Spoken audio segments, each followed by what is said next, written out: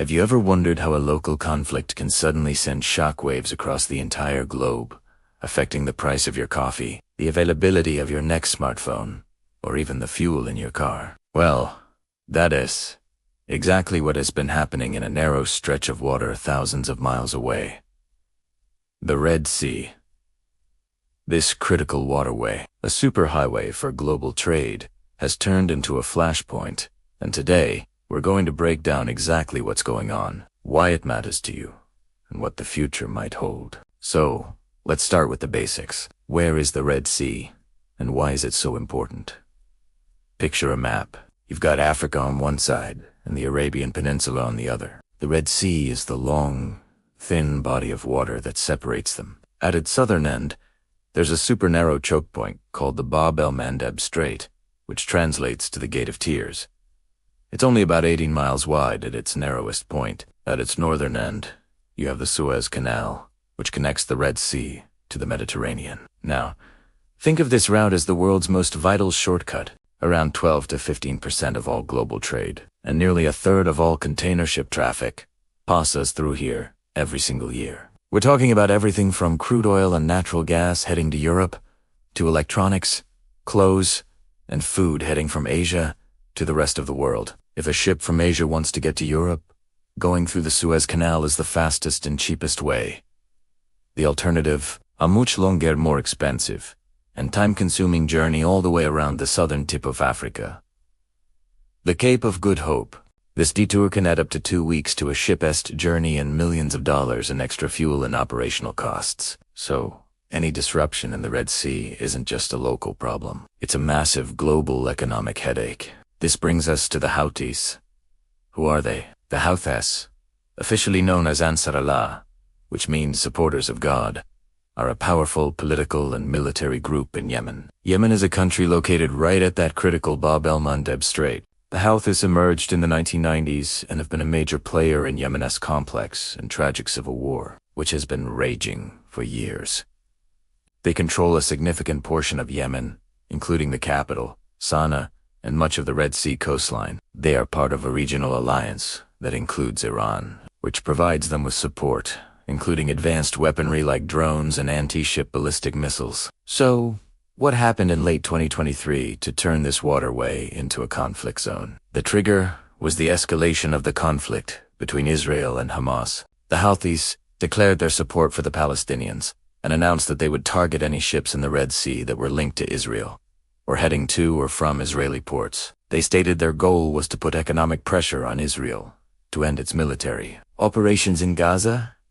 Their attacks began with drones and missiles being launched at commercial vessels. At first, the targets seemed to have some connection to Israel, however tenuous.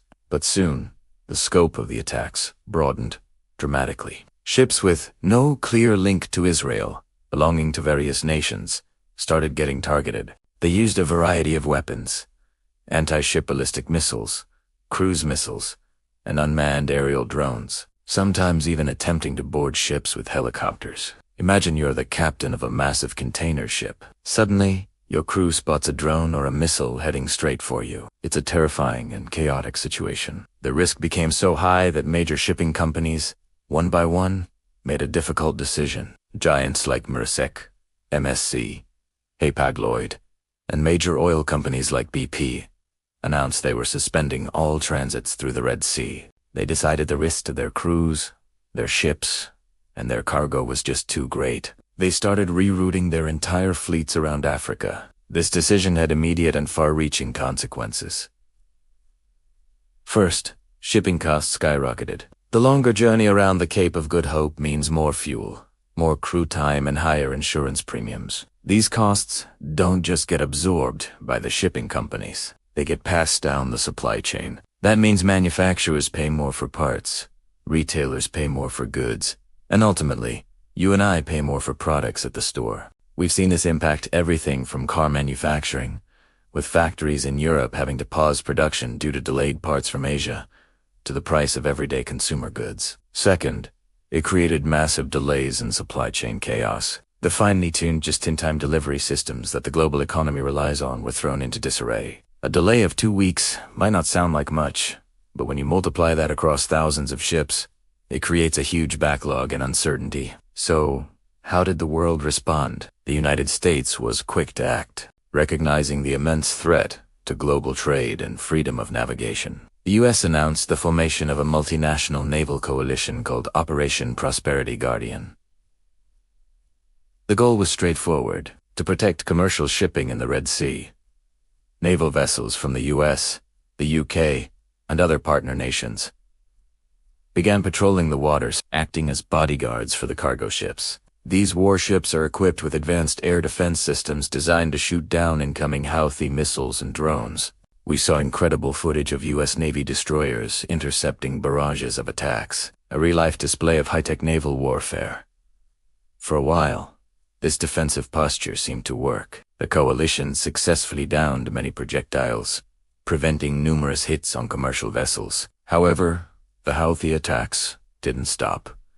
They continued, and in some cases, intensified. The purely defensive strategy wasn't enough to deter them. This led to a major escalation. In early 2024, the United States and the United Kingdom, with support from other allies, decided to go on the offensive. They began conducting targeted airstrikes against Houthi military sites inside Yemen. The targets included radar installations, missile launch sites, drone storage facilities, and command centers. The stated goal of these strikes was to degrade the Houthis' capability to launch further attacks. It was a calculated move, aiming to cripple their offensive power without getting drawn into a wider ground war in Yemen. The U.S. administration emphasized that these were limited defensive strikes and that they were not seeking a broader conflict with the Houthis or with their backer, Iran. But did it work? Well, the results have been mixed. The strikes have certainly damaged some of the Houthis' infrastructure and reduced the frequency and intensity of some of their attacks. However, the Houthis have proven to be a resilient and determined adversary. They operate in a decentralized way, often using mobile launchers that are hard to find and destroy. Despite the airstrikes, they have continued to launch attacks, though perhaps less frequently. They have also managed to score some direct hits, tragically resulting in the first fatalities among civilian sailors and the sinking of at least one commercial ship. This puts the international community in a very difficult position. A full-scale military intervention in Yemen is something everyone wants to avoid. The country has already endured years of devastating civil war and a humanitarian crisis. More conflict would only bring more suffering to the Yemeni people. On the other hand, allowing a militant group to hold a vital global artery hostage is also untenable. The economic damage is significant, and the principle of freedom of navigation is at stake. Looking ahead, what are the possible outcomes? One scenario is that diplomatic efforts eventually lead to if a ceasefire in the Gaza conflict were to be achieved, the Houthis have stated they would cease their attacks. This remains the most hopeful, but also a very complex path forward. Another possibility is a continued, low-level conflict. The U.S. and its allies might continue their strategy of defensive patrols and occasional offensive strikes to manage the threat, while shipping companies continue to weigh the risks and costs of using the Red Sea route versus the Africa detour. This could become a new, unstable normal for the foreseeable future. A more worrying scenario is further escalation. If a Houthi attack were to cause a massive environmental disaster, like an oil spill from a damaged tanker, or result in a large number of casualties, the pressure for a much stronger military response would grow immensely. This could risk pulling regional powers, including Iran, deeper into the conflict, with unpredictable and dangerous consequences for the entire Middle East. What started as a series of attacks in support of a distant conflict has now taken on a life of its own, creating a complex web of geopolitical, military, and economic challenges. It's a stark reminder of how interconnected our world is, and how instability in one small corner of the globe can have a ripple effect that touches us all. The fate of this vital waterway hangs in the balance, and the world is watching, hoping for a peaceful resolution that will allow the ships and the global economy to once again sail smoothly.